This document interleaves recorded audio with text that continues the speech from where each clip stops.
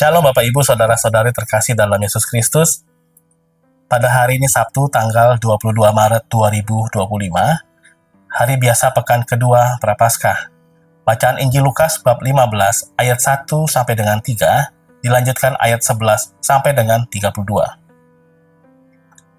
Inilah Injil suci menurut Lukas. Dimuliakanlah Tuhan. Para pemungut cukai dan orang-orang berdosa biasa datang kepada Yesus untuk mendengarkan Dia. Maka bersungut-sungutlah orang-orang Farisi dan ahli-ahli Taurat katanya. Ia menerima orang-orang berdosa dan makan bersama-sama dengan mereka. Maka Yesus menyampaikan perumpamaan ini kepada mereka. Ada seorang mempunyai 2 anak laki-laki. Kata yang bungsu kepada ayahnya, "Bapa, berikanlah kepadaku bagian harta milik kita yang menjadi hakku." Lalu ayahnya membagi-bagikan harta kekayaan itu di antara mereka. Beberapa hari kemudian, anak bungsu itu menjual seluruh bagiannya itu, lalu pergi ke negeri yang jauh. Di sana ia memboroskan harta miliknya itu dengan hidup berfoya-foya.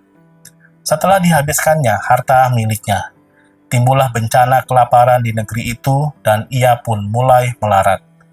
Lalu ia pergi dan bekerja pada seorang majikan di negeri itu.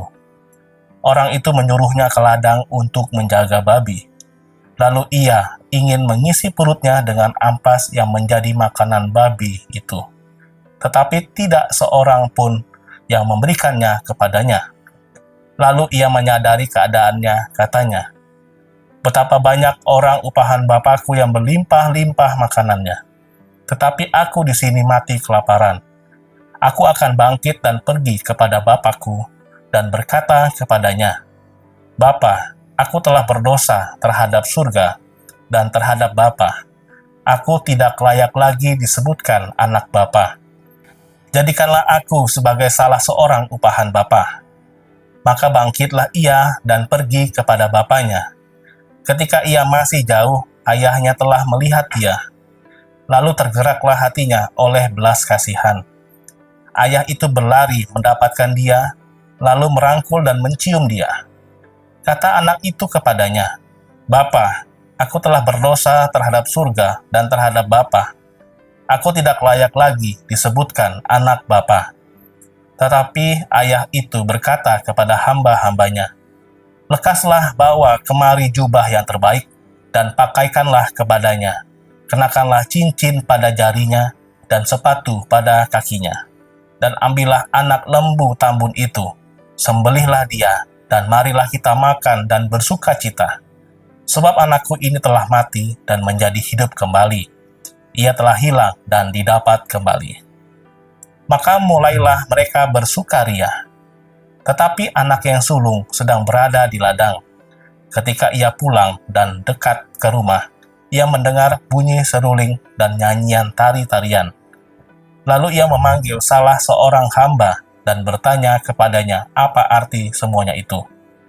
Jawab hamba itu, "Adikmu telah kembali, dan ayahmu telah menyembelih anak lembu tambun, karena ia mendapatkannya kembali anak itu dengan selamat." Maka marahlah anak sulung itu, dan ia tidak mau masuk. Lalu ayahnya keluar dan berbicara dengan dia. Tetapi ia menjawab ayahnya, katanya, "Telah bertahun-tahun aku melayani Bapa, dan belum pernah aku melanggar perintah Bapa.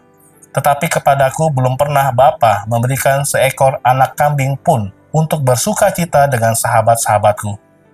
Tetapi baru saja datang anak Bapa yang telah memboroskan harta kekayaan Bapa bersama dengan pelacur-pelacur. Maka Bapa menyembelih anak lembu tambun itu untuk dia." Kata ayahnya kepadanya, "Anakku, engkau selalu bersama-sama dengan aku, dan segala kepunyaanku adalah kepunyaanmu.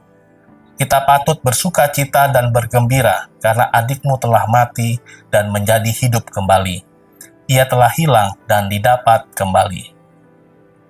Demikianlah sabda Tuhan. Terpujilah Kristus. Bapak, Ibu, Saudara-saudari terkasih dalam Yesus Kristus, dalam perumpamaan anak hilang pada bacaan Injil hari ini, Yesus menggambarkan kasih dan pengampunan ayah terhadap anaknya yang kembali setelah hidup dalam dosa.